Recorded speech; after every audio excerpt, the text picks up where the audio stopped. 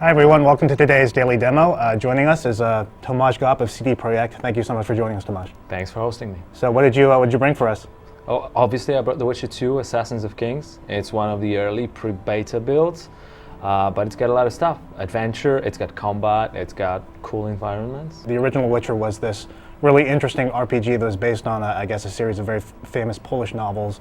It was dark fantasy, it was very kind of adult stuff, and it sounds like there's a lot of new changes that we're making to The Witcher 2. There's a new combat system, a new magic system. Tell us about how that stuff works. Yeah, there are things that we have changed deeply, like the combat system, but there are things that we have improved but not revolutionized. So combat has been redesigned completely. I mean, we get kind of dual feedback from fans, media, community. By the time we released The Witcher 1, some people thought it was too hardcore, only for these guys that wanted to dig deep into its features. So we made sure that on the easiest difficulty setting of The Witcher 2, you will be able to swipe through combat really easily. But there is at least as much complexity as there was in The Witcher 1. So for all these guys that will be digging deep, character development is really extensive. And there is even like insane difficulty setting unlockable after you finish the game on hard. So it's at least as much. Okay, but the thing is, there's also a lot of things about the original game that I think a lot of fans really enjoyed, and it sounds like a lot of that stuff is coming back. Some of the mini games, the gambling, the fist fighting in the taverns, things like that, and also a bunch of new side quests as well, right? Yeah, we didn't want to do a completely different kind of a story. I mean, it is a different story because it's a sequel. The story is brand new. But we didn't want to think about this, changing the best aspects of it. So the choices are still difficult. They're not like good or evil. They're more like shades of gray.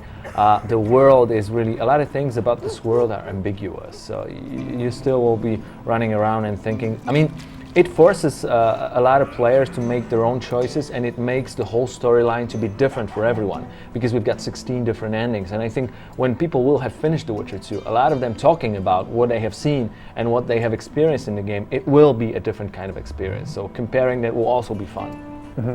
And speaking of side quests, I guess we've got one loaded up. Can you tell us about what we're seeing here? Yeah, the one that we're seeing here is actually a side quest where one of the elves asked us to draw conclusions from the bodies that are laid in catacombs nearby. So we're just heading towards that, and because Geralt has an expert knowledge on monsters, he will be able to find out what killed these guys, what type of monster killed these guys. On his way, obviously, he meets some of the opponents. The cool thing about the combat situation that we see right now is that there are different types of opponents, require different tactics, and we'll be using different kinds of weapons against them. So strong guys require blocking. There is also a magician in business who tries to throw bolts at us. So we'll also be trying to, time our combat right, and we can also choose different magical signs to throw in. We also have items that we can throw, and blocking, for example, plays a huge role in The Witcher 2 because opponents that are really strong, if you block their strikes, they are so like fighting in a strong stance that they get out of balance, and getting counterattack at that moment is really, really cool. That was one of the bombs. It actually triggers really cool finishing move. It's one of the features of the stunning bomb. There you go. And there's a magician actually tends to teleport or heal himself. So normally, I mean, because for the sake of this presentation we tuned up health of Geralt, normally it would be quite difficult. And obviously there is loot that guys, I mean, it's not totally something unusual for RPG to have loot, but compared to The Witcher 1, we have gone great lengths with character customization. So things you can find right now, you can put them on and it changes parts of how Geralt looks. All of them have different statistics. We even have rarity system. So some of them will be more difficult to find, and we even have crafting. So there's a lot of stuff that has been done to make The Witcher 2 even more full-bodied RPG than it was before. I think earlier when we saw Geralt fighting, there was a radial menu that opened up that showed switching between different spells and your weapons and things. How does that work? It's like actually in The Witcher 1 you had an octave pulse that allowed you to choose your statistic and tactics. Really, you could take your time. Right now it only slows time, so it still gives you some time, but like not as much as you want. But you can choose magical signs, you can choose type of sword, and you can also customize your quick slots and use items that you have. Obviously things like meditation and preparation for combat should be done beforehand, but you cannot do it in a combat mode. but you can do a lot of other things and yeah, choose your tactics. You can actually even mix sword with magic, throwing in a magical signs. There you go. One of them is a magical shield. It's one that guys know from The Witcher 1, but effects of that have been extended, and it has this kind of knockback effect. So if anyone tries to hit you, he gets knocked back. And we also leveled up in this build that I'm showing you here. We leveled up this shield so that it gets like a chain reaction on everyone who's nearby. And this is actually a cool situation because a bunch of soldiers have been attacked by another bunch of monsters, and you're kind of in the middle of this. So it really kind of tends to be difficult. Yes, the magical shield is a really good tactics against such a huge group of the opponents. And this was like a fireball type spell? This was the Igni sign, which actually is throwing a fiery magic, and this is what you actually do if you want to put enemies on fire. It has this longer lasting effect, which is cool. And these are the catacombs that I was speaking about. So there's, but the different magic abilities, they seem like they have kind of a tactical use, or there may be better situations to use certain ones, or better enemies. Definitely, or more vulnerable. not only better situation, but also different types of opponents, different types of things you can do. There are more usages to actually signs. You not only use them in combat, but like now you will see that you can also use one of the magical signs to open up passages and to destroy obstacles, and it gives you the new ways of exploration. There are also monsters. Cool thing is, and it's one of the features of our game, it's always been, because these monsters are magical creatures, we have chosen a different sword, the silver sword, not the steel one, so it's more effective against this guy. I mean, there are a lot of things in the combat that you could actually find out. You probably have to feel it and feel it for yourself, because it's like, if you try to get around the opponent and hit him in the back, you deal like twice more damage. If you try to combine one of the signs, which is a magical trap on the ground, you stun your opponents, and then you're able to deal more damage because he's more vulnerable, and so on and so on and so on. Well, the cool thing about it, it's all real time right now. You're not attached to any type of stance, any type of fighting. You can throw in a strike, strong strike, fast strike. You can throw in some magic. So it's all like, there you go. And when you combine this, you might find your own ways to be really effective against different types of opponents. And just given the fact that obviously there's going to be many different types of weapons and armor, as well as different types of weapons, how much kind of customization can you do with the weapons? Oh, well, compared to The Witcher 1, it's pretty much like infinite growth, but basically there will be like dozens and even hundreds of things that you can find in locations, and there's going to be like a lot of things that have different statistics, and I already told you different like rarity of these items. And there will also be things like the whole suits that if you collect everything together, will give you an extra.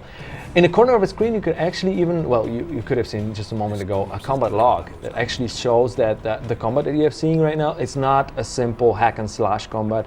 It's a combat that has all the gameplay, real RPG things and mechanisms underneath it. So it takes into account, how strong the weapon is. Exactly, the chance of miss sure. and damage and pretty much everything. There you go. We actually found the body that we're seeking for. This is so-called a freshly put here body. So it's got a lot of clues on it, and we can find a lot of it. Actually, this is the moment where this quest gets non-linear, because you find a lot of things on his body, and obviously it gives you clues towards what kind of monster killed this guy. But if you really dig deep into it, and if you really seek more and more clues, you will find that some things are not right. Because it will turn out in a moment that a kind of monster that killed this guy is succubus. So it is a female-shaped monster that drains energy from young men. But the thing about it is she doesn't kill men. So actually something is wrong, and this is where another part of the story starts. So yeah, even as for a side quest, this really is a non-linear one. It's not the main part of the story, but what we tried to do is wanted to make sure that storytelling is not only about the main one. Obviously there are quests that are really simple and let you like grind levels only, like kill 5 harpies and bring me stuff back. But most of them take longer path. Some of them are even take place throughout the whole chapters of the game, or even throughout many of them. And yes, so right. So it's once again stressing that this game is story-based, and the main feature of the game. Yeah, and this quest, I guess, or this part of the game is kind of showing off Geralt's detective skills, because I guess since he's a witcher, he's a professional monster hunter, he knows, okay, these markings kind of look like maybe this sort of monster. Exactly. I mean, we've put bigger stress than previously on the fact that Geralt knows a lot about what monsters do and what things that they're used to do. So in this case, you will be finding a lot more clues depending on what you see, what you read, what you find out, and what your knowledge is, because it's one of the branches of character development, knowledge on monsters. There will be even places where you find nests of the monsters, and if you know what the tactics is against replenishing all the monsters in the area, you will find really rare or even unique magical ingredients or alchemical ingredients. And obviously you will also encounter really big and nasty monsters like this one. Oh, that's a big one. That is a big one. His name is Arakas, and there's quite a variety of these. And there are not too many tactics against this one that are really effective. You can see that we don't deal too much damage. Let me tell you that even as in this build, health of Geralt is tuned up, you can still see that he deals a serious amount of damage. So it stresses one more fact. We don't have auto-leveled enemies. I mean, normally in a game, this would be a really, really tough opponent. So we would try to level up and get back here. So it is a game of, you know, oh yeah. This was actually a really cool thing about killing this guy with a stunning bomb. You also see that we have an entry in the journal, because it turned out that this kind of stunning bomb is an extremely effective tactics against this opponent. So Geralt is saying, aha, this type of monster, I'm doing this was a this hot, yeah. That was the case where he hot. Yeah, pretty much.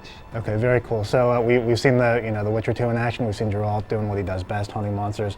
Tomasz, thanks so much for coming. Can you remind our viewers at home when the game is coming out and for which platform? Sure. The Witcher 2 is coming out worldwide on PC on May 17th, 2011.